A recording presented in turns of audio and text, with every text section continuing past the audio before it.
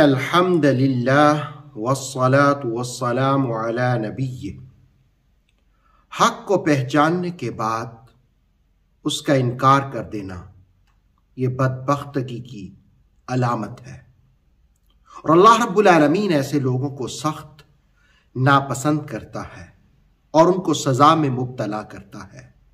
سورہ آل عمران کی آیت نمبر 87 اور 88 دونوں آیات نے ایسے لوگوں کی سزاؤں کو بیان کیا کہ انہیں کب تک سزا ملے گی، کیا ان کی سزا میں کوئی کمی بھی ہوگی یا نہیں ہوگی۔ آئیے پہلے آیات کا ترجمہ جانتے ہیں۔ اولئک وہی لوگ، جزاؤہم ان کا بدلہ، ان علیہم بے شک ان پر، لعنت اللہ اللہ کی لعنت، والملائکۃ اور فرشتوں کی، والناس اجمعین اور تمام لوگوں کی۔ اولئک جزاؤہم ان علیہم لعنت اللہ والملائکۃ والناس اجمعین، وہی لوگ جن کا بدلہ، جن کی سزا کہ ان پر اللہ کی لعنت، فرشتوں کی اور تمام لوگوں کی۔ یہ سزا کب تک رہے گی؟ آیت نمبر 88 نے بیان کیا، ملاحظہ ہو، خالدین فیہا، ہمیشہ اسی میں رہیں گے۔ کس میں؟ وہ لعنتوں کی پھٹکار میں۔ ان سے سزا کم ہوگی؟ قرآن مجید کہتا ہے لا یخفف عنہم العذاب، ان کے عذاب میں کمی نہیں ہوگی، ولا ہم ینظرون اور نہ ہی وہ مہلت دیے جائیں گے۔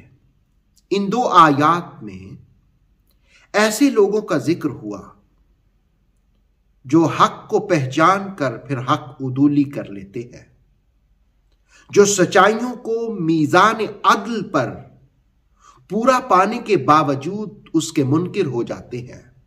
اس سے قبل 2-3 آیات آپ پڑھیں تو اسلام کا ذکر ہوا، اور اس بات کا بھی ذکر ہوا جو اسلام کے سوا کوئی اور دین تلاش کرتا ہے تو اس کو اللہ رب العالمین کبھی بھی ہدایت منزل آشنا نہیں کرے گا۔ پھر جو دین سے بے وفائی کرنے والے ہیں ان کا تذکرہ ہوا، اور پھر کہا کہ حق کو پہچاننے کے باوجود بھی اس کا انکار کرنے والے، ان پر اللہ کی لعنت ہے۔ یہ لعنت جب اللہ کرے تو اس کا معنی ہوتا ہے رحمت سے دور، اور جب لوگ اور فرشتے کریں تو اس کا مفہوم ہوتا ہے نفرت کا اظہار، برات کا اعلان، بیزاری کی صدا۔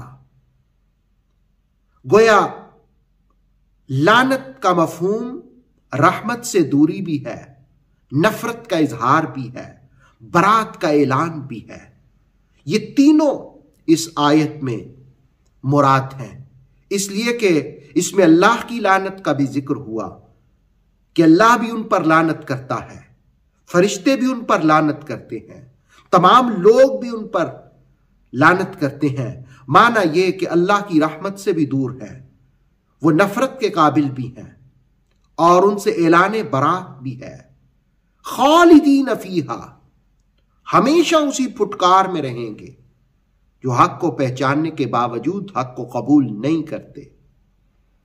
لا یخفف عنہم العذاب، ان سے یہ جو لعنتوں کی پھٹکار ہے اس میں کمی بھی نہیں کریں گے۔ اب دیکھیں، یزید کو پتا تھا حسین حق پر ہے لیکن لعنتی کردار ادا کیا، تو اس پلید پر اس وقت سے لے کر اب تک لعنتیں ہو رہی ہیں، اور وہ لعنتوں کے قید خانے میں ہی گرفتار رہے گا۔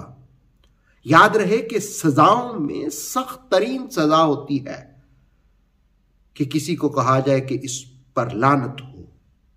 اس سے مراد اللہ کا غیظ و غضب ہے، دھتکارنے کا مفہوم ہے، ظاہر ہے یزید پلید نے کام ہی ایسے کیے تھے کہ وہ لعنتوں کا مستحق ٹھہرا تھا. اس زمانے میں بھی لعنتیں اس کا مقدر تھیں اور آج تک لعنتیں ہیں، قیامت تک لعنتیں اس کا مقدر رہیں گی، اس لیے کہ اس نے پہچان لیا تھا، وہ جانتا تھا کہ نواسۂ رسول حق پر ہیں، لیکن اس کے باوجود لعنتی کردار ادا کیا تو لعنتوں کا مقدر بن گیا.